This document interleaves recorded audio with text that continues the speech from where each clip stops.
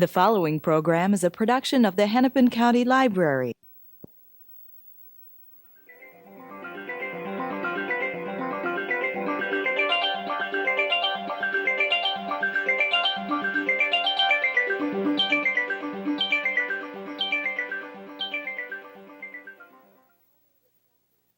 Hello, I'm Pamela Holt.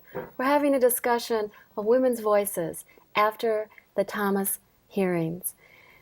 In the United States, a man named Clarence Thomas was nominated for the Supreme Court during the fall of 1991. Everyone was very interested in his confirmation hearings, but the entire nation was riveted and watched the additional hearings that the Judiciary Committee called after a former employee and a professor, Anita Hill, accused the Supreme Court nominee of sexual harassment, a charge that was 10 years old and one that she wanted to reveal quietly to the Judiciary Committee. Instead, it was leaked to the press. What followed, as I've said, was a riveting weekend of testimony. The fallout is a turning point in how we are looking at ourselves as men and women. The issue of sexual harassment, it wasn't an immediate event that went away in a weekend. Today we've gathered 4 experts in the field, of many fields, to lend women's voices to this dialogue and discussion of sexual harassment. I'm going to let you introduce yourselves. Marilyn. I'm Marilyn J. Mason, psychologist and author. Rose Brewer, I'm a sociologist at the University of Minnesota. Sally Flax, I'm development coordinator with Minnesota Worldwide Women. Yolanda Williams, I'm a professor of music at Minneapolis Community College and a freelance vocalist. Welcome. It's critical. This dialogue is critical. The hearings reveal to us a real turning point. And as I said, it's not gone away. The discussion and the aftermath of the Judiciary Committee hearings are in the very fabric of our lives. Mm-hmm. We're continuing to read editorials, newspaper accounts, right. Watch television shows, news broadcasts, and political cartoons. It's very difficult to decide who was right, who was telling the truth. What we have is a credible professor who continues to remain in her university position as a law professor in Oklahoma, and we have a new Supreme Court justice. Mm-hmm. I just want to open it up and begin some of your thoughts, and I think, Sally, you brought a definition. Let's get the definition. What is the definition? Sexual harassment is the misuse of power involving 2 people of perceived unequal authority and status in a situation which has sexual overtones. I think that word power is really crucial to this, and we'll talk a lot about that. We're not talking about sex here. We're talking about abuses of power. And while it does happen to some men in the workplace, it is primarily an issue for women of all ages, races, classes, and so on. Marilyn, as a psychologist, when I heard Sally say as women, I think of your level of expertise and curious of your comments. A couple thoughts ran through me as you were talking, Sally, and that is when you talked about the definition, I think it's now being made clear to women and to men that when we're talking about sexual harassment, we're talking about a place on the continuum of the violence against women in this culture. Mm-hmm. And what has concerned me so is the continual brainwashing of young women.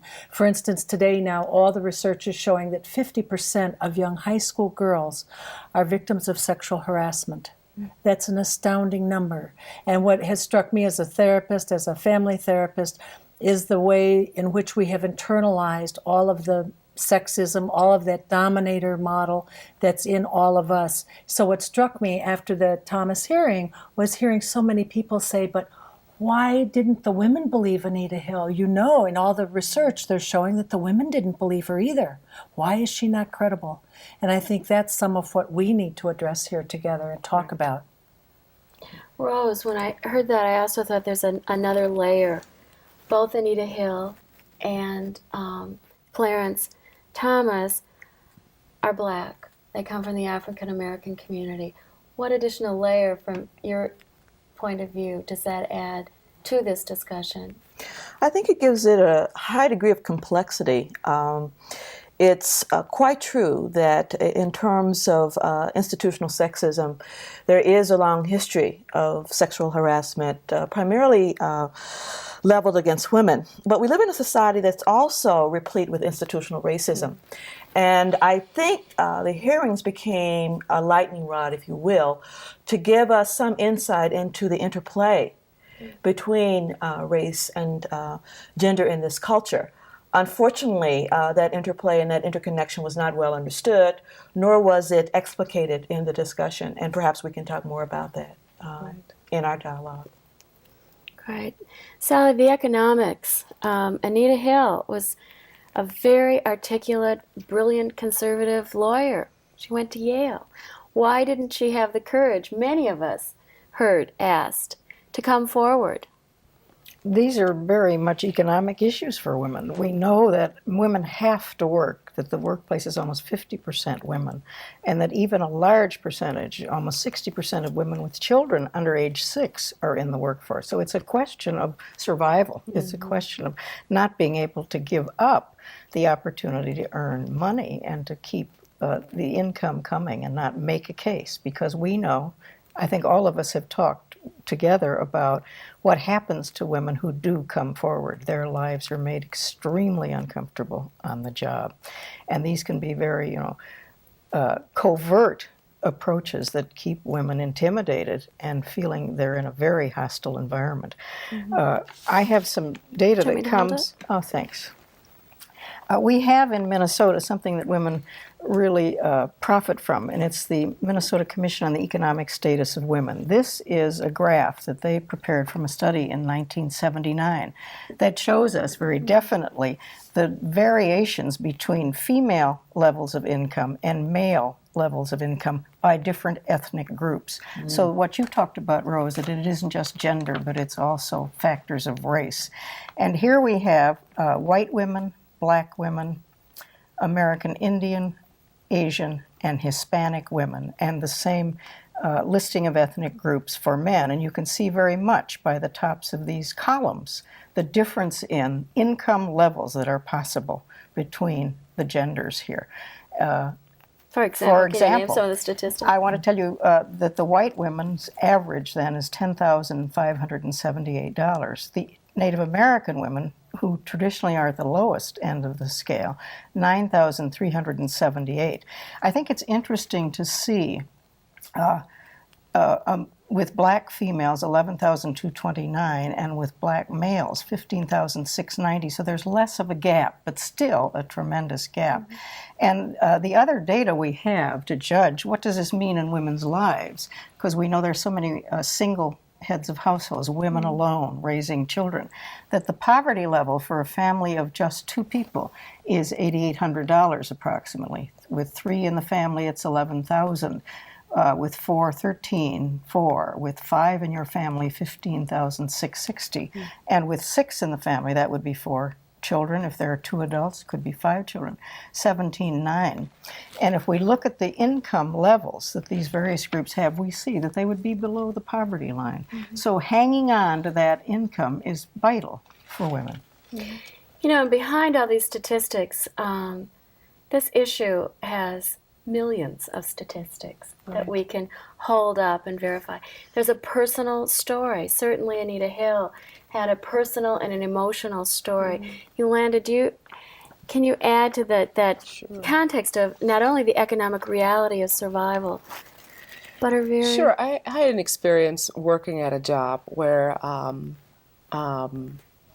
I had to go to the supervisor above my supervisor to get some information, and the first thing this male said to me was, well, come over and sit on my lap. On your lap? Yes, this is the first time we've met. And I said, no, the chair I'm sitting in is quite comfortable. And he said, well, I think you'd be more comfortable if you were sitting on my lap. I got out of the situation, and I think the important thing that I'm trying to bring up now is that when I went back to my immediate supervisors, who were women, they said they were appalled. Whereas I thought it was kind of a funny antidote, because at the time I thought, oh, this is the way men are, and being a woman, and if you're going to be a strong woman, you just learn to deal with it, to keep your distance, to make whatever boundaries you can, and you get through it. This is the reality of life in the workplace. So I went back and told them, and they were appalled and said, well, let's put a mic on you. Let's wire you up, send you back in there, and then we can catch this person in the act, and we can have a big court case. And I decided not to do that, because I was under the assumption, because of my upbringing in this country, that this is the behavior that's expected. And that the way to get around that is to make your needs known in a very quiet way, to just avoid the situation when you can. Since we know now we have a problem, we know we're not going to be in meetings with this person alone, and we know that we're going to always tell people everything that happens. And so when the Anita Hill issue, for me it's an Anita Hill issue, it's not a Clarence Thomas issue, because this is my orientation. When that came up, it struck a real personal chord for me, because here was someone who decided to do something about the situation, not to just, she had, tried like I did to just avoid it. And because of her personal convictions as a humanitarian, not just a woman, but as someone who felt that it was important that the people we have guarding our laws and interpreting our laws be someone of high quality, decided to step forward. It struck quite a chord in my heart that I had decided not to do that. Something else, I think you absolutely are right in the characterization of her stepping forward and the underlying reasons, but there was a leak, and she had attempted to keep this very, very quiet. And it goes back to something about how does a young black woman position herself in the workplace. And you've mentioned an incident that you were exposed to.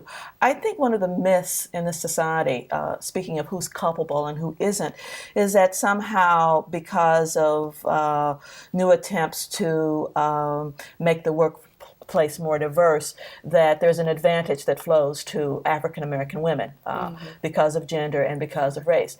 I think Professor Hill was probably in a very vulnerable position, not only because of her femaleness, but because of her race. And it was not very simple for her to move, even with a Yale degree, from one place to another. And that isn't well understood in our society, that the whole structure of the workplace, we still have a great deal of sex segregation, and in the context of sex segregation, race and sex segregation that flows quite unequally to African American women. I saw the income statistic that indicated that, these are Minnesota statistics, that median income for black women was a little bit higher. I wanted to make note of that, to say that statistics can be rather misleading. We know that African American women often work more hours in the workplace. And what we're talking about, and we don't know, we haven't disaggregated that data to say how many hours are we looking at. Are we talking about full-time workers? Are we talking about part-time workers? That's not to say that the incomes are not suspect to begin with because of the fact that they flow below the poverty line. But it is to say that African American women find themselves in a tremendous disadvantage. And I think we have to place Anita Hill's case in that class and race and gender context. Right, because when this happened to me, I was also very conscious that I was a black female and this was a white male. And that even if I decided to pursue this, I was new on the job.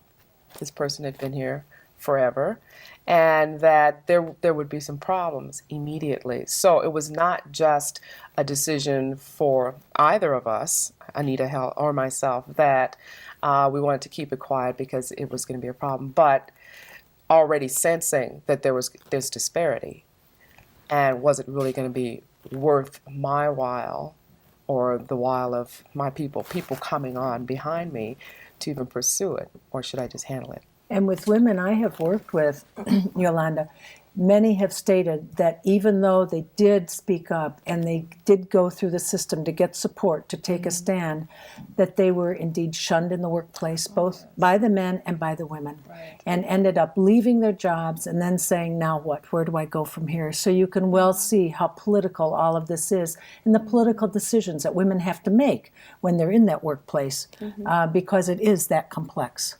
And I think women have often known, as you say, this is what I expect here. And I'd like to come back to that in a few minutes. Sally, you look like Well, I you thought wanted- that the testimony of John Doggett, the black man from Yale, who made it very clear that there was a club of black Yaleys who depended on one another. It was kind of a kinship structure, but it was very clear that the one woman was not part of it. And in fact, any time she met this young man, even passing him in a building in which he worked for the EEOC, which Clarence Thomas headed, he considered any conversation from her as kind of a sexual invitation. Think of working in that kind of an environment where you needed that kinship so badly to stay, to hang in. And that was denied to her because of her gender. I think the issue also, it has such a large foundation of trust when you're talking of issues of sexual harassment. Because in the workplace, we all know, the person that comes forward with issues, you have to weigh. You have to choose your battles. And it doesn't matter what the issue is in coming forward. There's lots of aspects, and that's a long discussion. But when it hits at who you are as a human being and your sexuality, there's a whole nother layer of trust that the bottom's gone.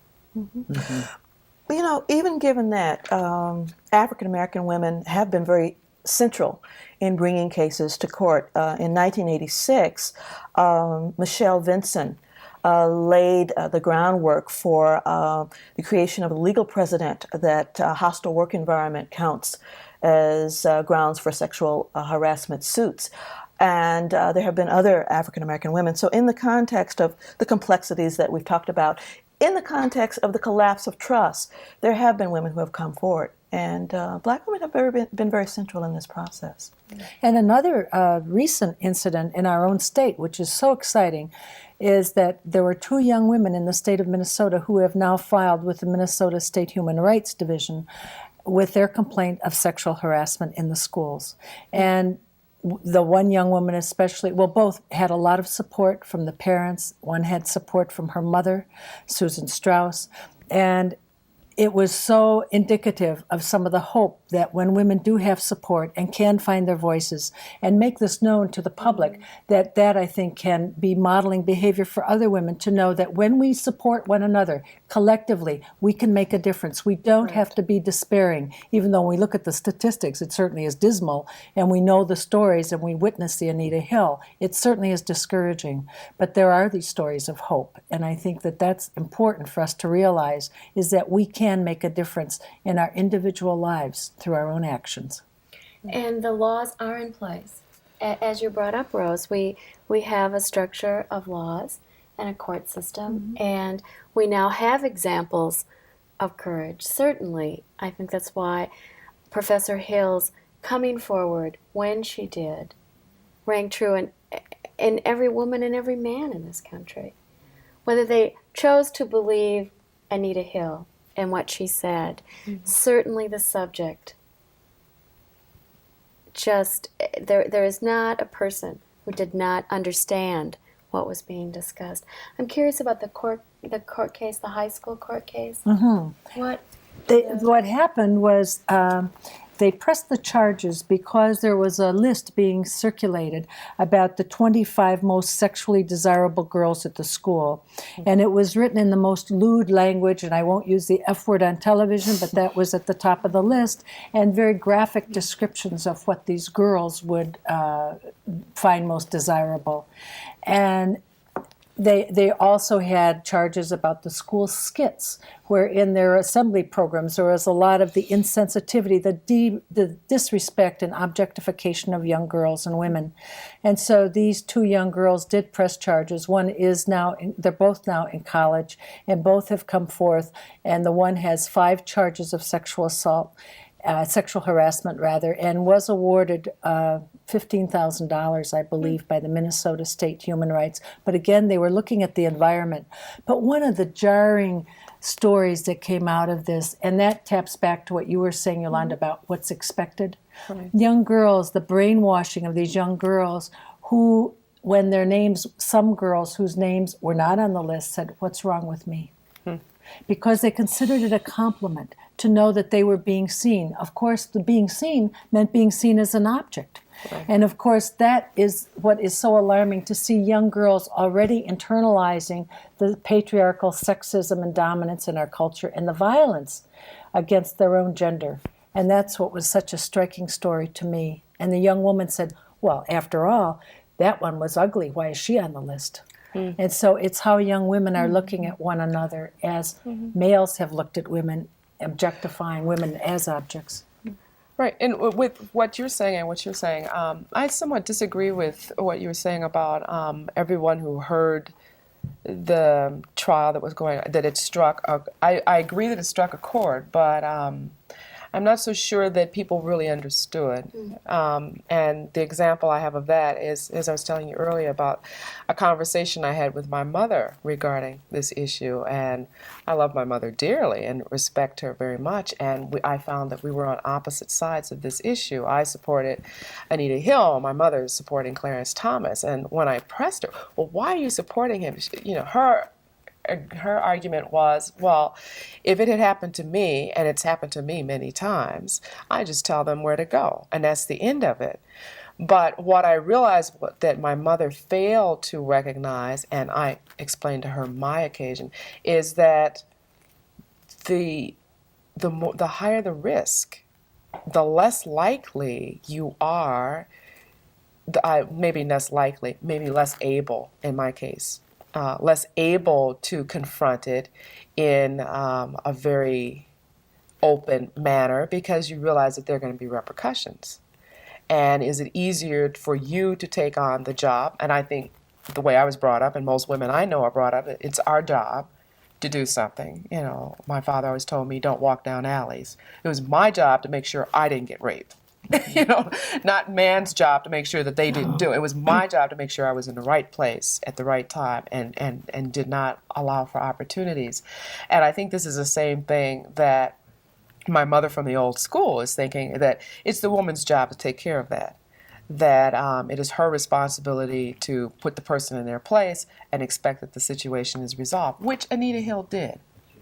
She thought she had gone through, as appropriate as could be, telling the right people, mentioning these occasions, that telling him no, that this was the way that she was going to take care of it. And I think no one gave her credit, at least in my opinion, for the fact that she did try to do what she could. She didn't just sit back and take it. She did what she thought she could with the means she had.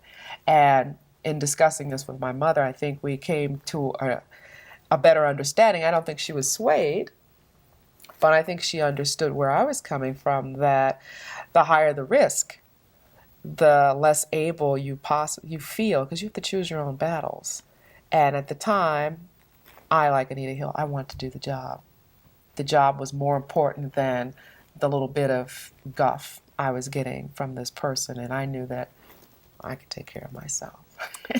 Well, the consequences as well. I mean, let's face it, Anita Hill has been shredded. Yes. It is an assault. It is not, to have said before this is sexual assault, I think is very apt.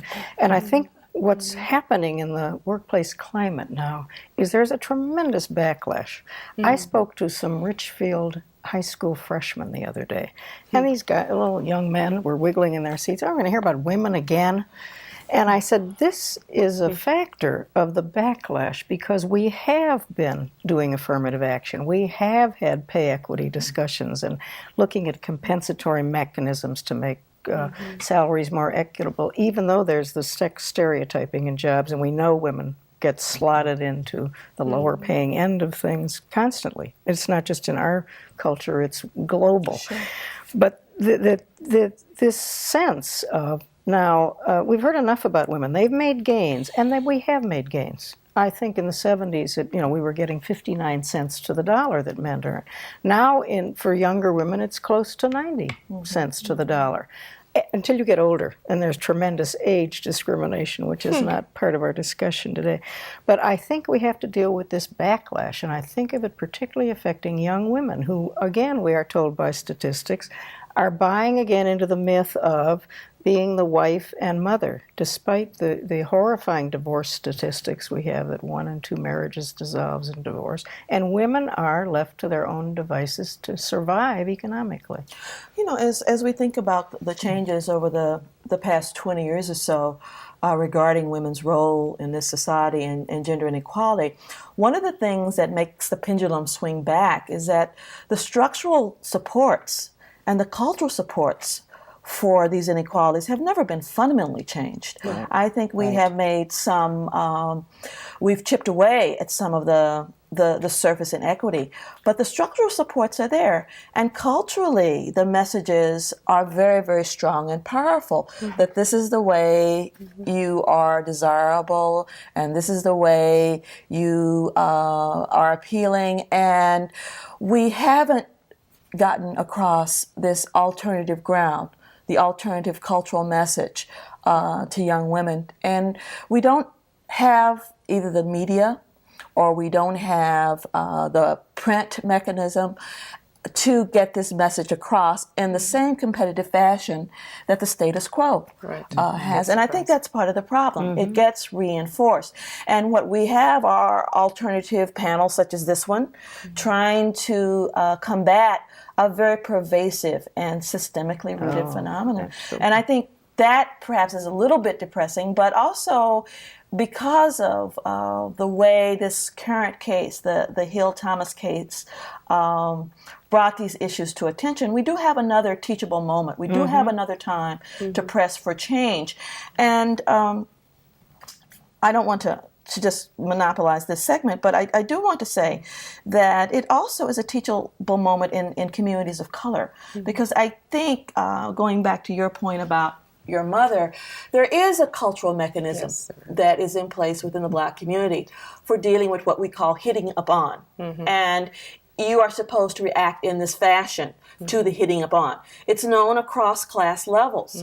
However, it is also true that sometimes African American women do not want to respond in this appropriate cultural strategy, that they prefer to deal with it in other ways. I look at Anita Hill's background, quiet, religious, and the mechanisms for dealing with it in the jaunty way that your mother referred to may not have been a part of her repertoire. I think there's a lot of denial that's going on here, that there's a level in the workplace that transcends cultural traditions that has to be looked at, that a hostile environment was created. And we can't do it on an ad hoc basis. We can't do it through the taken for granted cultural mechanisms, that something else is in play altogether. There's one other point I wanted to make about this race, class, gender dynamic that seemed to be going on.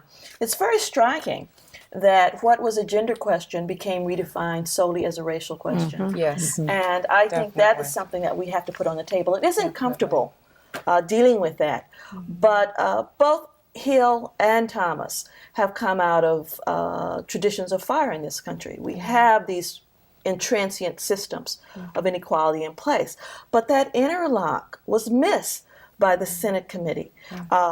Hill faced a racial component and a gender component. Thomas faced a racial component and a gender component. And they work fundamentally different for those two people. Right. And I think that was missed. You're tapping on something else that I want to mention here, because it got no play in the press at all.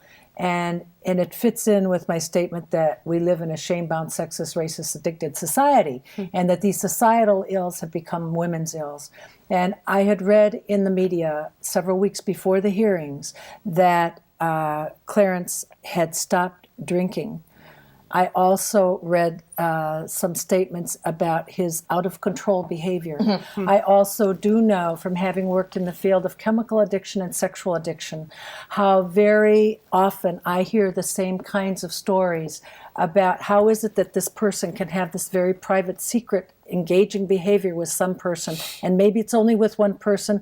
The incidents may be isolated little islands, but it isn't talked about in those hearings at all. Mm-hmm. It was never addressed by the media, and yet it had been published in one of our major news magazines. Mm-hmm. And I thought, isn't it strange that given what we know today, that chemical and sexual addictions work the same psychologically and in our brains, that this was never brought up, and that the statements that he made, people were dismissing, saying, oh, that's so preposterous. It is not preposterous to those of us who work with this on a daily basis. In fact, he said that that was not going to be discussed when he came forward for the final add-on hearing with Professor Hill. And he was protected. He was. Hold that thought. We're going to take a brief break, and we'll be back in a few minutes. Thank you. We snuggled in and slept like lambs. They're making a big mess, I think. Yeah, I think so. Sheep in the bathtub. Hullabaloo. Oh, no. Guess how many he's going to end up with. And so he went well. Reading together. There's something in it for both of you. Rose, you were holding a thought in response to Marilyn's last statement. The last comment about a pattern in Judge Thomas's past behavior. And you use the language of addiction to describe, given your own expertise. I guess I'd like to remove it or pull it out of that model.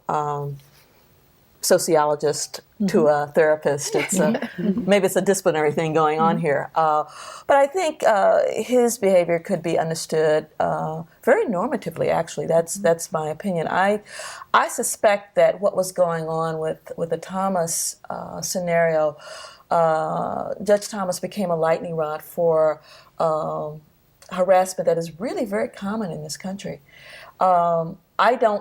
I found it rather surprising that people like Orrin Hatch would be so appalled at the level of the discourse, as if that isn't common, everyday language and parlance among men in this country.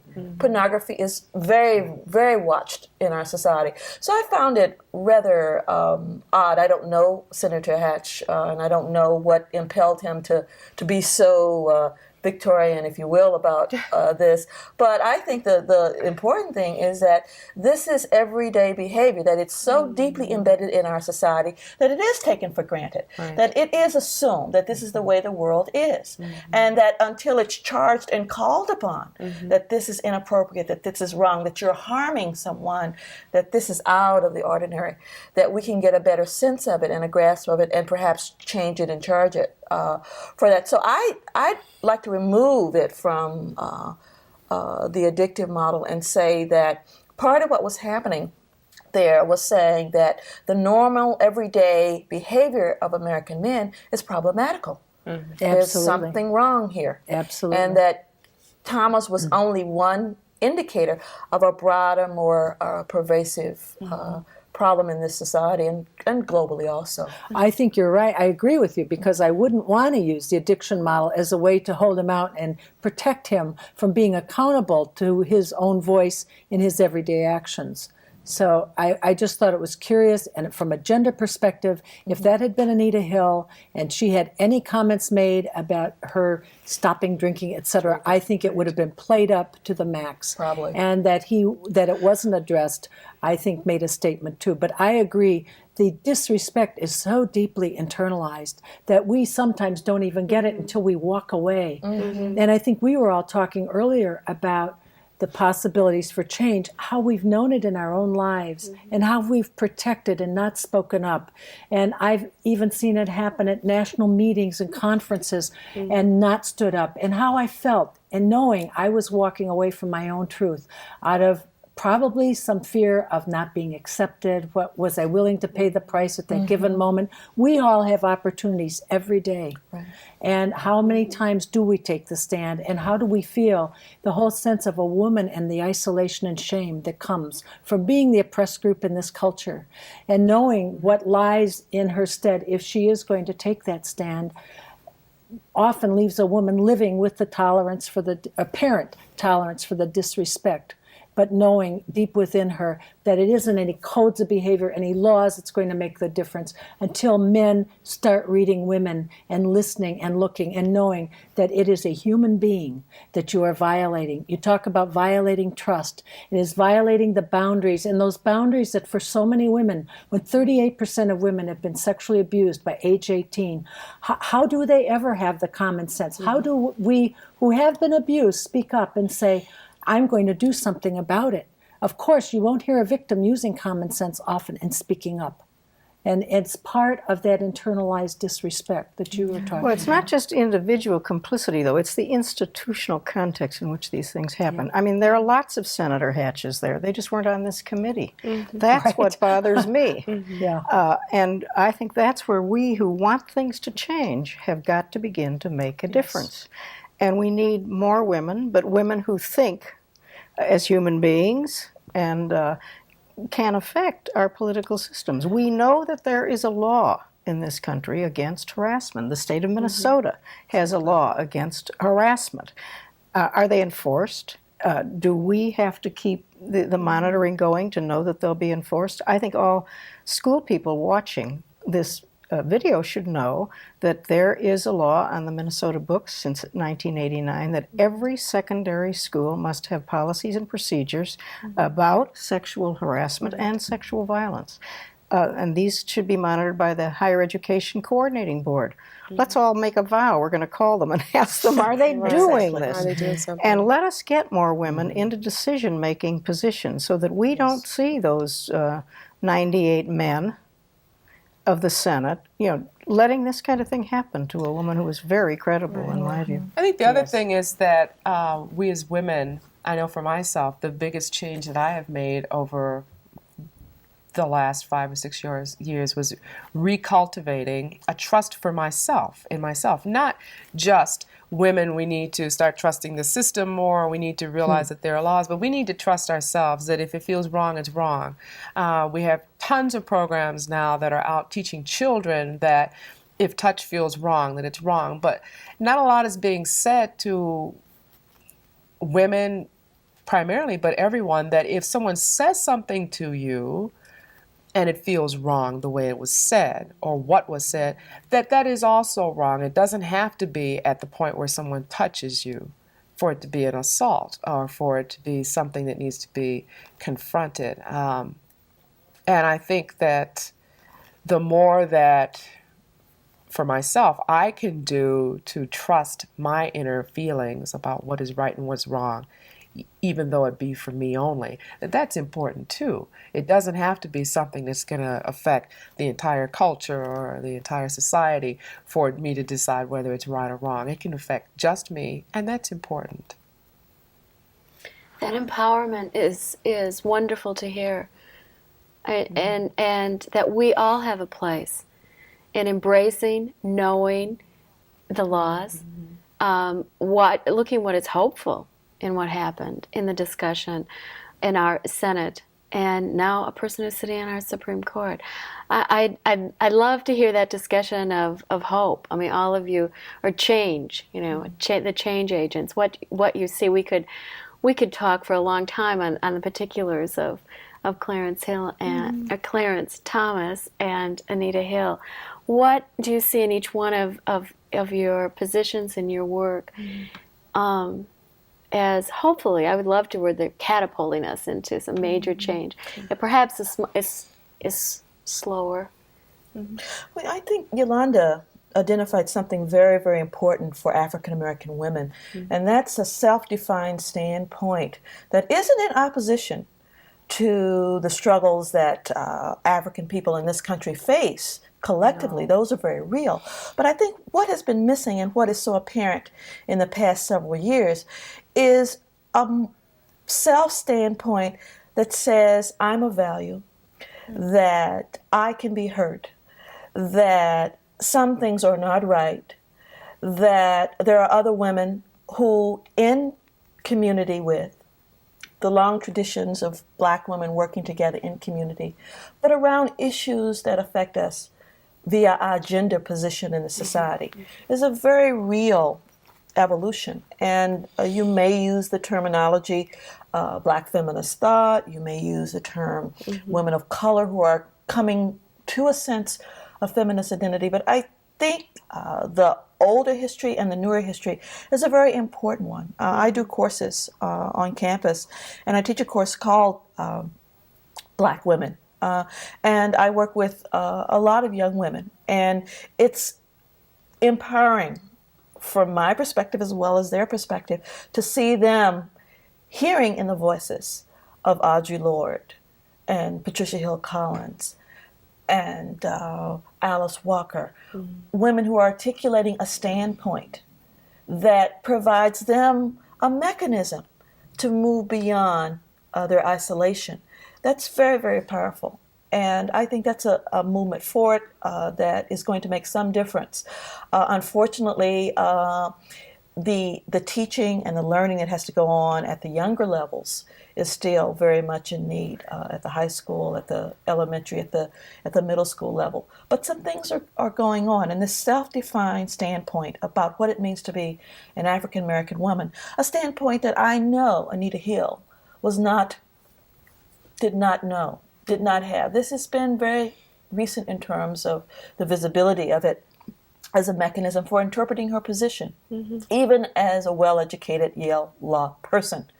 And I think this is a very hopeful sign for me. Because so often for African American women, we've been refused our womanhood in the hopes that by joining with African American males, we can make the change for African American people. And that's why, I'm also real excited to hear you say that you're doing those courses. I think it's necessary change for our people that we realize that we are African American, but we're also male and we're also female. Exactly. And that has some value as well. And as we embrace each other as a global society, with our connections, with our intersections. There's an incredible new children's book that was recently published called Amazing Grace. The story of an African American child finding, again, I thought when you were talking, Rose, and yet grace is all of us in our struggle for identity. Clearly, the black and white children who see this, they will see an African American child portrayed, which is relatively new in the field of literature, and that is hopeful. As a self-defined, not as a stereotype. That's right. Absolutely. Absolutely. Absolutely. But I think this is one of the strengths of global feminism, that we learn a lot about cross-cultural adaptations, hearing one another's stories, not just from other parts of the world, but within our own culture here. And the women's tradition being the oral tradition of talking with one another, being able to share our stories, being able to support and ask for that support. And often it's just given. It's just given. And I think that's part of the hope too, because when we look at all of this, and I think what you were addressing too is taking it out of the psychological into the social cultural. And what we've had to do is, go beyond your intimate family, go beyond your family of origin. Let's look at your community. Let's look at the media. Let's look at what's brainwashing us in this capitalistic culture that's a consumer culture in which women will spend $300 billion this year on cosmetics alone, and we have 40% of our poverty are children. So we live with this kind of imbalance, and it's in each one of us. And so how do we learn to live with that, and knowing in our culture millions of young women are anorexic and bulimic, starving in the desire to be loved. And all of that thinking is, and feeding into that myth that as long as I am deficient, I am a good consumer. And I think that is the message that these young girls, many young girls are getting Recently in Ms. Magazine, there were many articles, many young women writing in letters to the editor saying, I'm 17 and I want to know how I'm going to be hearing from the rest of the 17-year-olds. A 14-year-old wrote in a letter. And the awareness is there for some young women more and more as young women are getting empowered. But I think what we have to look at, too, in terms of our own hope, is looking back at who we were. And that's what gives me the hope. I know that when I talk with my daughter today, she's talking with a mother that she never even knew when she was a little girl. And so when I look at the modeling for her, I know she hasn't had a clear path. She's had so many messages from who she's had as a model in her life. And I say, and I'll continue to evolve, hopefully, until I die. Right. And how about your son? Does he have even more trouble with that than your daughter? Not at all. Yeah. Because that's another piece of it. In fact, we also mother sons. One of my stories of hope, in fact, came from my daughter-in-law, who came up to me one day and said, I want to thank you for being a working woman. She said, it's made my way so much easier because we have a very cooperative household. Yes. I thought, oh, that wasn't what I thought. I thought, oh, mother's going out to work and leaving her family, guilt. Yeah. You know. And now, of course, it's an economic necessity. Oh, yes. We have some specific recommendations too, don't we, in terms of resources, or is it too soon to? There are a lot of resources that are available in our community. The four of you and the places that you work clearly are those resources. I think it'll be easiest if we run some credits at the end of the show that give some names and addresses of what's available to our Minnesota community. I wanted to ask, do any of you have any particular organizations that you feel that women and men can look towards, or any reading material that have inspired you, places that you've gone? Well, one of my favorite, I said in my recent book that one of the models that has been here for so long that we've ignored has been the black woman model.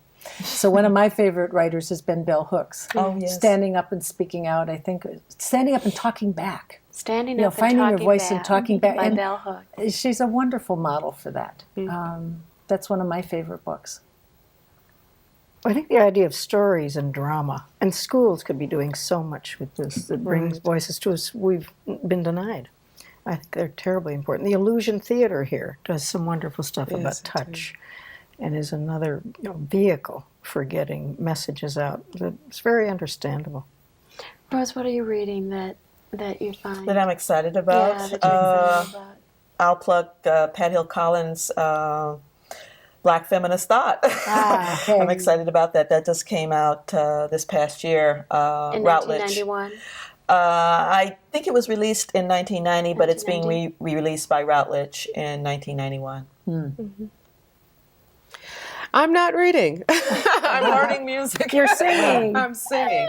But I think if there was something that I would advocate is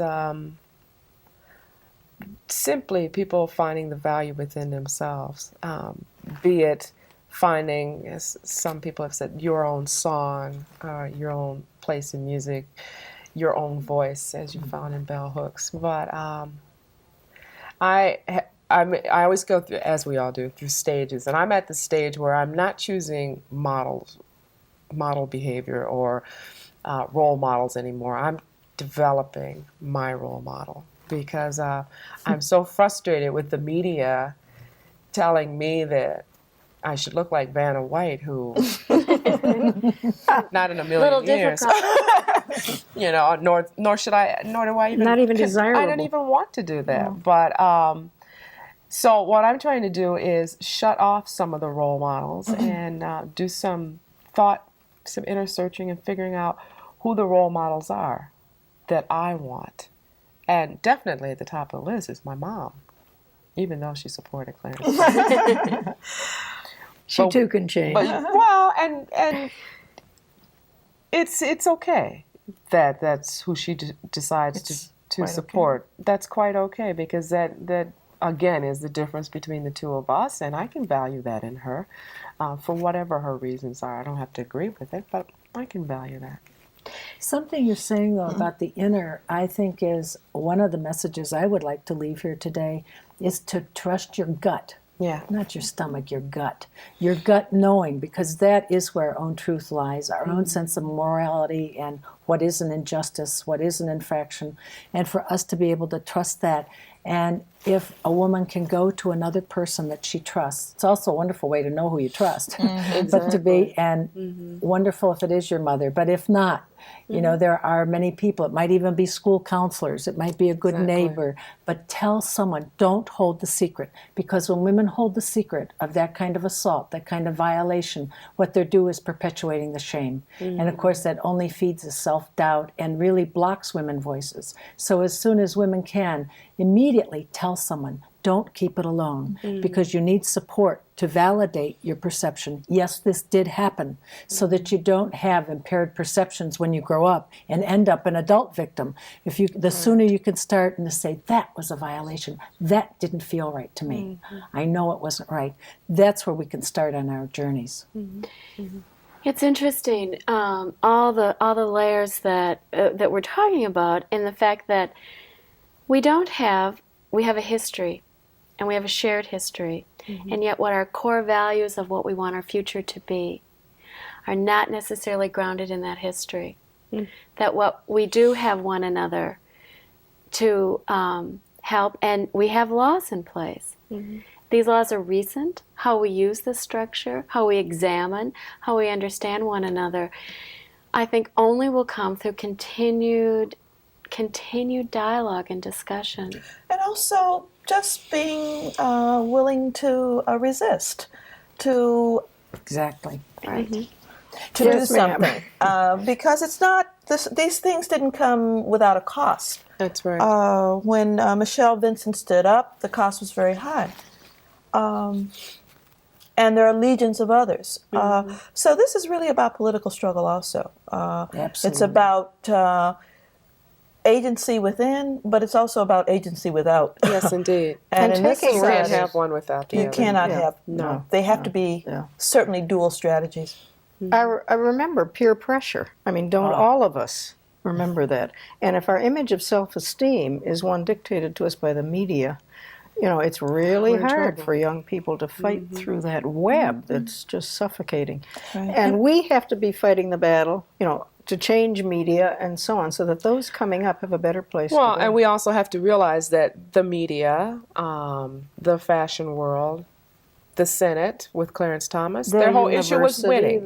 Winning. Exactly. Who makes the most money? What products get sold the most? What fashion designer sells the most, gets more people to develop that as their fashion code? What diet plan collects the most people? It's all about winning. And if we start realizing that it's not anymore about developing the person to be the best. It's developing the person to be your model so that you win the game. At any cost, At which any is cost. the other Yes. end of it. Yes. And you have to be willing to be a cultural deviant. But if enough young people can become cultural deviants, then we're going to shift the norms. And it's going to involve taking the risks on a daily basis at a very personal level. Often we wait until something's high profile in the court. It's the low profile. And I think all of us know that when someone makes an insinuating comment or calls a woman a broad, we speak and say, I feel insulted when you talk like that. Or to be able to let someone know how it impacts us. And we can do that every day. And yet there is, as you say, that wanting to belong. So you need support for that. Right. And I think we can get that support by finding those who also are aware of the changes today. Right. And also on the education line of that is there, I think, is a need for some women to understand why it should feel wrong if someone calls you a broad or someone calls you a chick or wants you to sit on their lap, because there are women like Vanna White who thinks that is perfectly fine and that is going to add to her credit ratings, which it probably does. But there's something wrong about that being a priority for her to have a career. And Absolutely right. We need to also look at how we're teaching, what we're teaching our daughters and our sons and our nieces and nephews, in my case, as to what should feel wrong.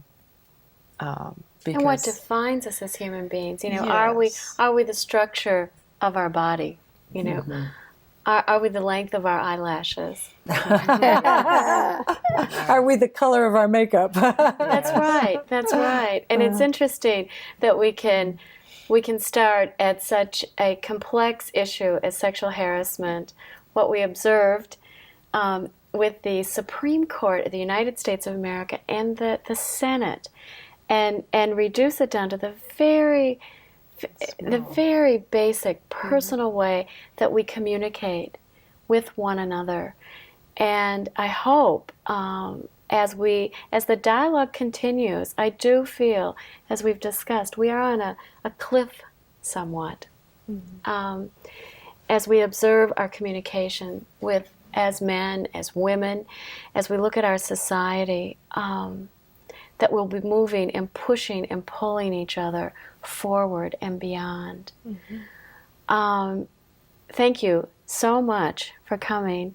If any of you have any wonderful thoughts that you'd like to close with, please jump in. The dialogue is never finished. That's very true. This any discussion, especially when you have many voices, is just a beginning, and it's a time of building trust, of building bridges, and expanding our world. Thank you so much. Thank you. Thank you.